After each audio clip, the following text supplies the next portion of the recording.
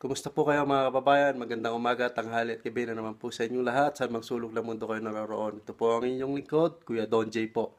Mga kababayan, gaya ng nakaraang episode ko, sabi ko kukwento ko sa inyo ano bang buhay namin dito sa abroad at sa Canada. Ito po isa sa mga senaryo namin everyday.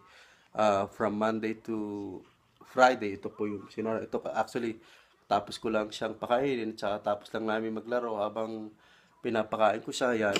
Hi, Maddie, say hi. This po nga po sila si Maddie, ang aking pangalawang anak. Meron pa po akong panganay na nasa school ngayon, si Jed. So mga kababayan, ito po isa sa mga senaryo namin dito. Ngayon si Mrs. nasa trabaho. Ang work niya is 6 a.m. to 3 p.m. Ako naman po ay 3 p.m. to 11 p.m. So, mamaya, iwanan ko po itong anak ko sa mismong trabaho ni Mrs. Iwanan ko po siya doon mamaya 2:30 and then didiretso po ako sa trabaho ko ng 3 o'clock. And then after mag-out ni Mrs. ng 3 o'clock, susundin niya naman yung panganay ko ng 3 p.m.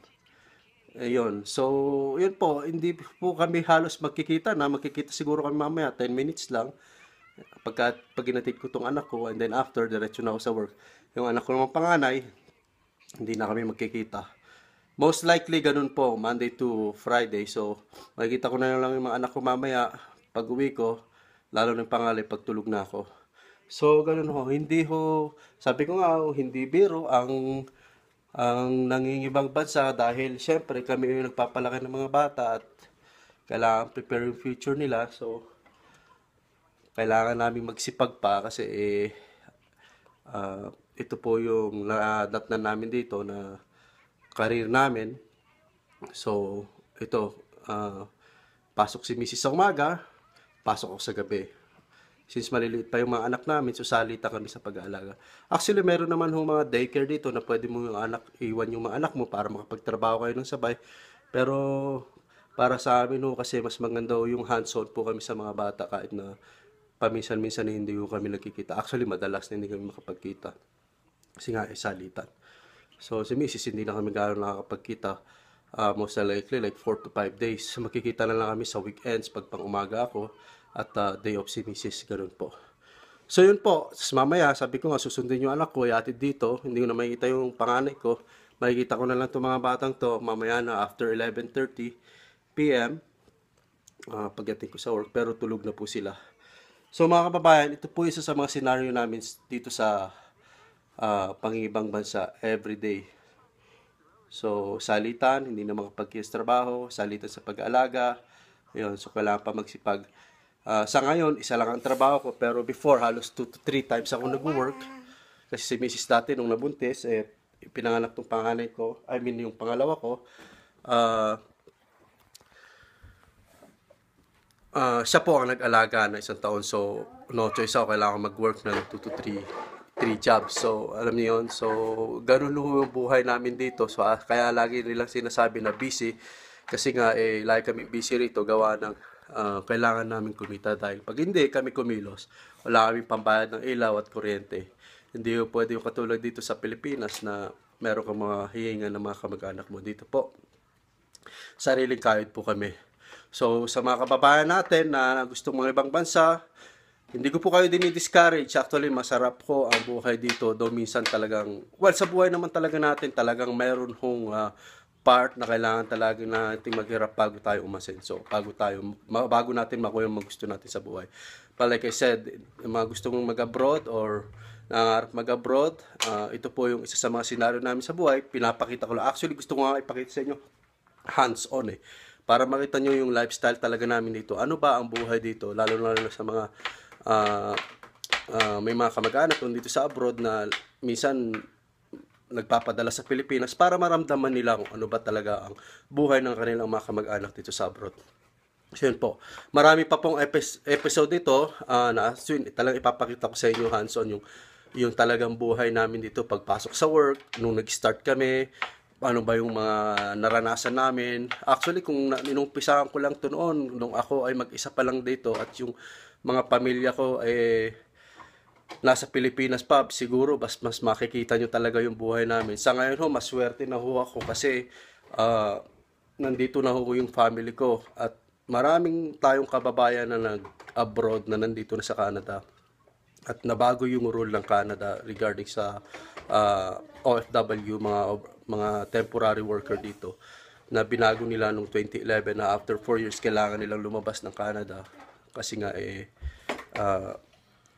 hindi na nila i-renew contract, so para daw mabigyan ng ang chance yung iba. Then after that, hindi na naman sila nag-issue ng panibagong LAMIA. I mean, yung parang bigyan sila ng work permit kasi nga maraming dumating na refugee na galing sa Syria. So laging nababago ang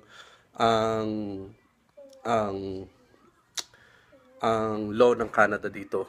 Especially ngayon, halos wala na makapasok, na kaunti na lang nakakapasok ng mga kababayan natin para makapagtrabaho dito, unlike before nung time namin 2007, as in talagang nag-boom.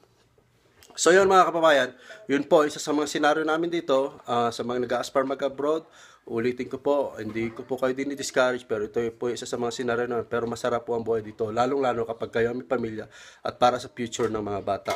So talagang ganito po ang buhay, minsan kayo may hirap po, pero masarap naman ho, lalong-lalo kahit na sabihin nyo, ang advantage po nito, at least kasama ko po yung anak ko hands-on. Instead na akong tatrabaho, dinala ko siya doon sa daycare, at least hands-on ko siyang kasama ngayon. Hindi yung nandun siya sa daycare at kami ni Mr. Trabaho, makikita-kita kami sa hapon. So mas gugustuhin ko i-sacrifice na lang na at least hands-on, kasama ko siya, yung anak kong bago pumasok, nakakasama ko naman, ako nag-aatid sa kanya sa umaga, nagpe-prepare ng mga gamit niya sa umaga, at least hands-on ko silang nakakasama. Instead na hindi ko sila kasama. Instead na lagi kami nasa trabaho. So yun po. Yan po isa sa mga senaryo namin. Marami pa po ito. Sabi ko nga, kaya sana po isubaybayan nyo ako.